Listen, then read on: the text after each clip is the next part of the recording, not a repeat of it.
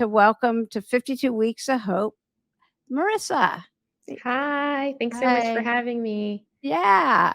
All right. So making friends as an adult is just so interesting. We don't all play in the same sandbox anymore, that's for sure. And I've been talking a lot about vulnerability and getting out there after isolating and after being on Zoom all day. You feel like maybe you have some connections, but really it's detrimental to health and well being and not to actually physically see people. And I heard your fabulous TEDx talk and your new book, Platonic. Congratulations. Thank you. It's doing so well. And I'm not sure how you got into this field. I mean, your TEDx talk kind of leads into it a bit, but making friendships as an adult is hard. You're not in that school world. You're not maybe if you don't have kids or if you don't, you're not around the school and finding who you mesh with it's difficult. I saw an Instagram post where you had all the different places listed, but you still have to find people and put yourself out there. So I think that's a lot of different places for you to launch. hmm So yeah. I could talk maybe a little bit about how I got interested in this topic and then my tips on how to make friends. So in my young 20s was not so focused on friendship. I was really focused on romantic partnerships. And when those didn't work out, I felt really bad. So I started this wellness group with my friends where we met up, we cooked, we did yoga together, we meditated, and it was really healing. And what was really healing wasn't necessarily all the wellness, it was just being in community with people that I loved who loved me every week. And I realized that I had some beliefs about love that really made these breakups a lot harder than they had to be, which was, romantic love is the only love that makes me worthy. Romantic love is the only love that matters. And I looked around at my friends and I was like, well, why doesn't this love matter? It feels so sacred and so profound to me. So I'd started doing some reading. Who was talking about this topic? Thought I could share something unique as a psychologist who could really get into the science of this topic of making friends. And then I decided to write Platonic as really a way for us to level this hierarchy that we place on love and to say friendship is also fulfilling and beautiful and profound. So that's the story. That's its origin story. Yeah. And you know what really struck me is as parents, and I'm not there yet at all, but it seems like parents put like pride and ego on their kids being married and their kids having kids. And it's like a badge almost is what struck me.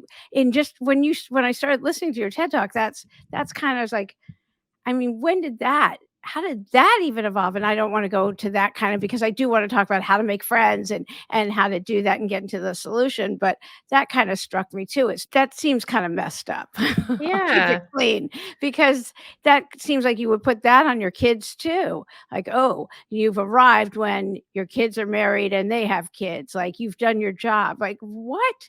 How Right. about them being good, balanced people and having the right Mhm. values and having good friendships that last and have and are meaningful and fulfilling. Absolutely. Yeah. I think, a lot of us have internalized this idea that you've made it or you're a full adult when you have a romantic partnership in a way that we don't for friendship, right? We don't ask people, have you made friends in the same way we ask them, have you found a husband or who are you dating? And even within our language, we see this implicit hierarchy. Like you'll say to someone, we're just friends, or we became more than friends, right? In comparison Wow, between friends and that's romantic partners, but friendship is robust to everything. oh, yeah. You could be, people are beginning to choose friends as life partners and you could have a very intimate friendship, for some even more intimate than their romantic relationship, particularly for women. Men tend to have less intimate friendships and there's research that finds that single people with great community are actually happier than the average married person. So I think we That's should let not people surprising. yeah. We should let people choose what works best for them instead of assuming that everybody needs to go down the same path towards happiness. Yeah, I know a group of, 4, women in their 80s that now live together, and I the love one that. became a author, she's written her a bunch of books, she was not before, and I mean, they're doing great, they're thriving. That's so lovely. Yeah, I want one who cooks really healthy and well in mine. I'm already, like, planning, Same, same. right? Uh, Yeah, so and there's a few things. Okay, so the I love hearing about when you go into a group thinking I think it was the likeness gap, when you think you're gonna be liked. I mean, it's that whole the self-fulfilling prophecy, I guess, but in yeah. a good way. When you think people are gonna like you, that you're well received. Am I putting Yeah. that right? I You just are, you okay. are. So, I think one of the biggest barriers to making friends is people think they'll be rejected. And you kind of just brought up the liking gap, which is this research that finds that when strangers interact and predict how liked they are by the other person, they underestimate how liked they are. And the more self critical they are, the more pronounced this liking gap is. So, one of the things I advise for making friends is to assume people like you because when researchers told people you're going to go into a group and be liked, people actually became more likable. They were friendlier, they were warmer, and it was a self fulfilling prophecy. Whereas we see that the people that are most likely to reject you are the ones that fear rejection. Because when we're afraid of rejection, according to one study, we tend to be cold and withdrawn toward other people because we think they might be rejecting us, right? And so we get into the self-protection mode. And so we have this self-fulfilling prophecy too. When we think people are going to reject us, it triggers a series of behaviors that make rejection more likely. Okay. There was something also about a beautiful mess Yeah. that I can you explain that? Yeah. So across the board, we find that the research shows that we have this negativity bias, wherein when we predict how we come off socially, our predictions are skewed toward the negative and are inaccurate. So we talked about that in regard to the liking gap, that people actually like us more than we think, but we also find that that's true with vulnerability. When we're vulnerable, we underestimate how positively people perceive us. And it's also true with affection. When we share affection toward people, we underestimate how much they like it, overestimate how awkward it is. When we reach out to a friend to reconnect, we underestimate just how much they'll value it. When we say no to someone, we overestimate how negatively they'll respond to it. So, across the board, we see that generally the world is safer than our brain is telling us, and that our brain tends to remember all these negative experiences and ignore all of the positive. So, one way to facilitate social connection is to correct for this, right? Because if we're always assuming the worst, it's going to be very hard to then be vulnerable, then initiate, then reconnect with people, right? And so the more that we can assume, if I am vulnerable, people might actually really value it or like it. Or if I initiate, they might be open to it. That assuming people like you piece, I think from the beginning when you're initiating new friendship, but throughout the life course of the friendship can really help the friendship be more maintained. Are you still friends with that same group that you were getting together with every week? Yeah, we still meet up every other week now. We have dinner together. That's amazing. So, do you make new friends now, or do people think they're part of a study if you're making friends with them? I've always liked having more deep friendships and fewer and investing more deeply. So that's what I'm kind of trying to focus on right now. Like almost having a smaller network, but seeing the people that I want to see more often. You must be past your 20s because I heard you say you have more friends in your 20s and Yep. it gets smaller. Can you talk about that a little bit? Yeah, it's called the socio-emotional selectivity hypothesis, which are big words that means we get more selective about our friends as we get older because our goals differ. So when we're in our 20s, our goals are, novelty, adventure. We want to meet all different people because they can expose us to all these new things. But as we get older and we start thinking about how much time we have left, it becomes more important to us to have more quality connections. So you'll see older people kind of pruning their networks a little bit more and having these kind of high standards for friendship compared to people in their 20s. But I will say, times of transition, we tend to be really open to friendship. So that's, for example, when you retire and you're not seeing your work colleagues anymore and you have more time on your hands and maybe your kids have moved out or if you go through divorce or widowhood, those are all prime times where people tend to be more open to friendship. So there is friendship making also happening across the lifespan. And in fact, one study found that every 7 years, we lose half our friends.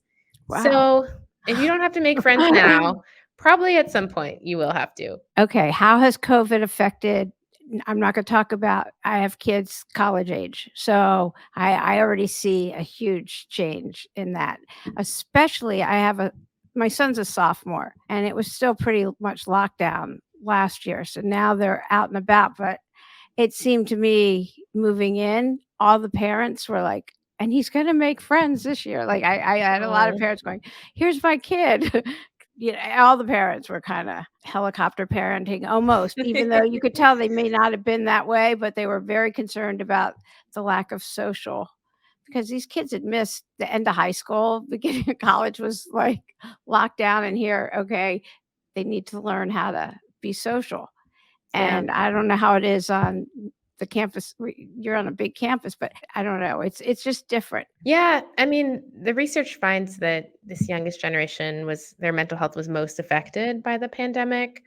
And I think that in general, when we go through long bouts of loneliness, it kind of makes our social skills ebb a little bit. And that's natural. Social loneliness is linked to social anxiety over time. So we all felt a little weird and awkward, and not all of us are out of that, right? And so Oh, if you yeah. yeah, if you feel like I can't take social cues, or I feel like I'm blabbing, or I'm worried that people don't like me, right? Those are all kind of signs of social anxiety. And that definitely happened in the pandemic. And many people also reported being very exhausted by social interaction. So it was hard on us. But I want to say that because I want to say that if it was hard on you and you felt like now I feel like I'm weird, that you're not alone and that everybody is like that. So they're not judging you as much as you think because they're probably judging themselves. I just did an episode about being vulnerable, or actually, it was about being authentic, but it was really about being vulnerable because I went to Parents Weekend, which is called Friends and Family Weekend now, and I went by myself, and I thought, "I have nothing in common with these people. Nobody's been had my life experience." The head, the Yeah. head, the head, the head, and for some reason, I shared with a mom. I didn't know anybody there. I was in a room, there were no students, and I shared what I thought was I was the only person in the entire school there that my son wouldn't let me see his dorm room, which I just thought was weird as could be.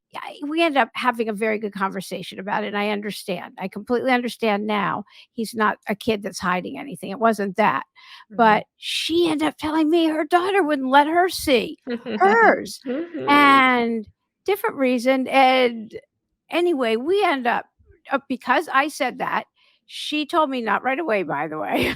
It wasn't like she said, "Me too." It wasn't quite like that, but she ended up and I said, would you have told me?" And she said, "Not if you didn't tell me." And she ended up telling me a lot of other things later, because of course, we became friends, and now I wanna stay in touch with her and everything else, Oh. because I was vulnerable and said something I was completely ashamed of, actually. I don't know why I said it. Probably 'cause learned from this podcast, doesn't matter what I say, nobody's paying that much attention. And, really, they'll blink and keep going. But anyway, and that it's what I've learned from listening to you, that's how you make friends, Yeah, being I feel it vulnerable. So definitely. It's I mean, we tend to think of vulnerability as burdening people, but the research clearly finds that when we're disclosing intimate things, people like us more. And people that are more disclose negative things in their life are actually more likely to make friends in their transition to college. And I feel like when I heard, your story, Lauren, that there's just like this collective exhale that happens when someone is a little bit real, like, "Ooh, I can be a real person now." Like they shared their vulnerable thing. Now I can share what's actually on my mind instead of kind of playing this role of stranger or new person, new acquaintance. And I think it moves the bounds of intimacy for everybody. yeah, I mean, I always wanna tell people, "Okay, here's where I come from. I wasn't always this person." Like, I just wanna tell people, "Okay, like, anyway," and be like, "Okay, so now you can share whatever you want." Because Mhm. or say, "Listen to my first episode," although, like, that'll tell you, like, "Here's what I've been through." Because we've all been through stuff. Like, nobody gets through life unscathed, but you don't put it all out there when you meet someone. Yeah, It's like you it's this incrementally. balance. It's this balance, it's this risk. Yeah, totally does. So here, I'm a empty nester. Hey. My kids were actually my daughter was so cute. She's like, "Are you gonna be okay?" I was like, "Wow." She actually out of form. I go, "Yeah, Aw. I'll be fine. Don't worry." But I actually have to I find myself having to put on the calendar. Everyone wants to have lunch. I don't have time for lunch, but I will meet you to go for a walk.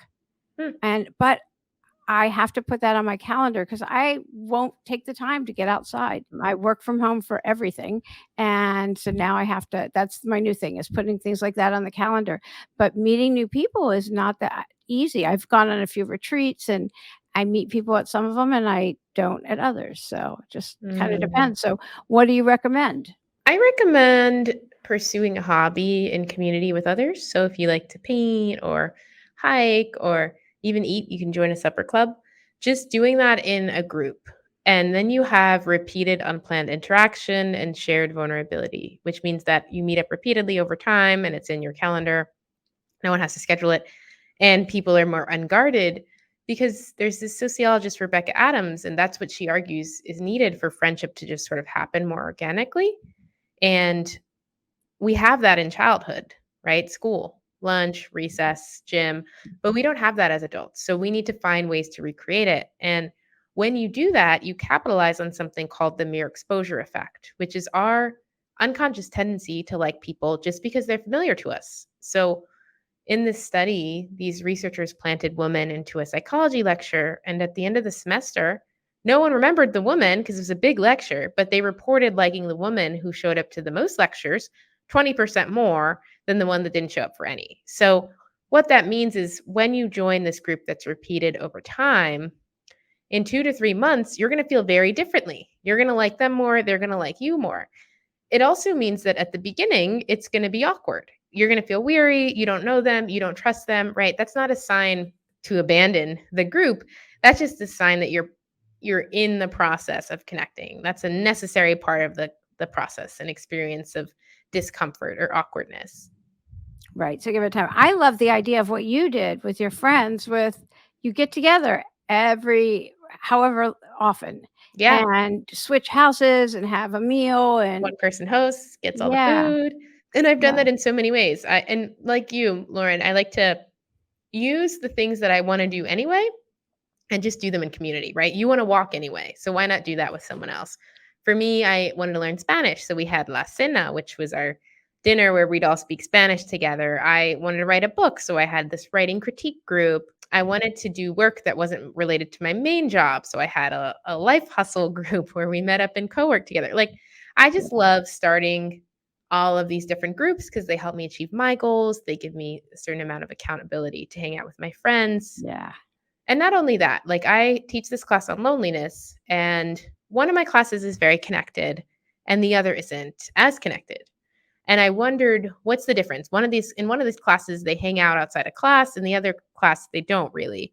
And so I found my observation is the difference is that one of these classes has an igniter, which I define as an igniter is the person who creates a group, who's willing to risk rejection and say to everybody, hey, does anyone want to get lunch after class? Anybody is welcomed, right? And then because there's that one igniter, 10 different people in that class have more community. 10 different people in this class feel more connected because one person was willing to ask. So I feel like if we can develop more igniters who create these opportunities for connection, who create continuous unplanned interaction and shared vulnerability, who create infrastructure, who are really willing to risk that rejection, then so many more people will be more connected, even if they're not having to be as active in forming those connections. Ah, I love that. We need igniters. We need igniters.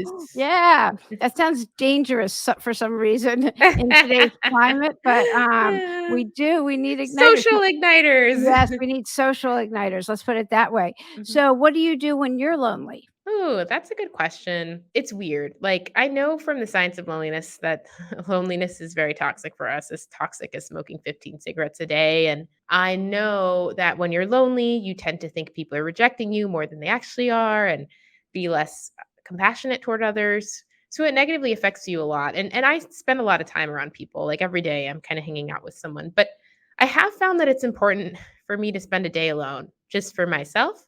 And I do sometimes get a little bit lonely at that one day, like not seeing anyone for a whole day. But I've realized that sometimes there's trade offs. I need to be able to tolerate a little bit of loneliness for me to recharge. I'm an introvert. So it's like I can't fully escape loneliness to feel recharged. I have to kind of be able to balance needing recharging and needing social connection. I think there's a difference between being alone and being lonely also, Yep. though. Yeah. And I mean, I know having done this podcast for long enough and knowing how much we need community and connection, all of a sudden be like, "Oh, I've been isolating." So, Yeah. intellectually knowing and emotionally knowing are 2 different things. So, I can have a head full of knowledge and yet I think the more we isolate, the more we isolate. It just keeps going and going. So to get somebody who's isolating to stop isolating is hard. And so It's when they're hard. in that loneliness, so it's interesting hearing you say that, it's like smoking cigarettes. This is just, I know. oh. We need igniters. They'll help those Yes. lonely people. Yeah, definitely. So what tools do you use for when you're just sluggish? I'm not talking depression where, like a real clinical depression, but what are your tools? Do you meditate? You had mentioned meditation before. Yeah. You journal? Yeah. Well, when it comes to loneliness, research finds that if we spend our alone time more active than passive, we feel less lonely. So, like, if I'm like, oh, I have this night alone, so let me go see that museum or take a walk in the park versus let me sit at home and watch Love is Blind, 5 episodes. Hello, last night. Then Yeah. we're going to feel more lonely. So, that's one thing. Like, if I feel like, because I do have this one day where I choose to spend the time alone, even if I do feel Yeah. lonely for the recharging. But No, if it's important. yeah, Yeah. but if there's other days where I'm like, I would rather be around people, but I'm lonely and no one's available, I'd probably try to spend it more actively. Like go on a date with myself, for example, to feel not lonely, but more alone. Like I think the people that feel alone rather than lonely, they're able to see their alone time as an offering and ask themselves, what do I want to do with this offering of time with myself? Yeah. No, that I love that. You've actually got me thinking I'm going to do a meditation group. That's Yeah, awesome. I mean, that just is so good. Do you have a message of hope that you want to give? Hmm. Well, I do. When my niece read my book, she said, for friendship to happen, someone has to be brave. So be brave. Yeah, be a social igniter. Yeah, be A an vulnerable igniter. be a vulnerable social igniter. Yeah, if you're extra brave, you want to go to advanced levels of friendship. Yeah, definitely. Is there anything, I'm sure there's plenty, that I didn't ask you that you're gonna be like, "Oh, I wish Lauren had asked me this." Oh, there was one thing I wanted to mention. When you join that group that's repeated over time, you also have to overcome something called covert avoidance, which is our tendency to show up physically but check out mentally. So Mm. you want to be able to say to someone, hey, it's been so great to talk to you in this meditation group. And I was wondering if you'd be willing to meet up next time before our group or after our group, right? It's that engagement because there's this theory called the theory of inferred attraction, which is the idea that people like people that they think like them. So if you want to be likable, you have to engage with people, show interest in them, initiate with them, tell them how much you like them, how much they mean to you. And that's what really fosters connection. That reminds me of something else I heard you say that, you might wanna reengage with some of your old friends. Don't think that they don't wanna hear from you, that they Yep. probably do. There was something about that. There is a study that finds that when people were told to reconnect with someone from their past, they underestimated just how much that person would appreciate that reconnection. So, if we want to give people one takeaway for today, it's scroll through your phone contacts, find one person you've been wanting to reconnect with, text them. I just love that. Oh, thank you so much for being a guest today on 52 Weeks of Hope. Your book is Platonic, and it is, the New York Times gave it a great review. I concur, and your TEDx talk is fabulous too. So thank you. Your all the links and everything will be in the show notes, of course, and you can find everything on the website. And yes, thank you so much. Thank you so much, Lauren. Appreciate it. Yeah.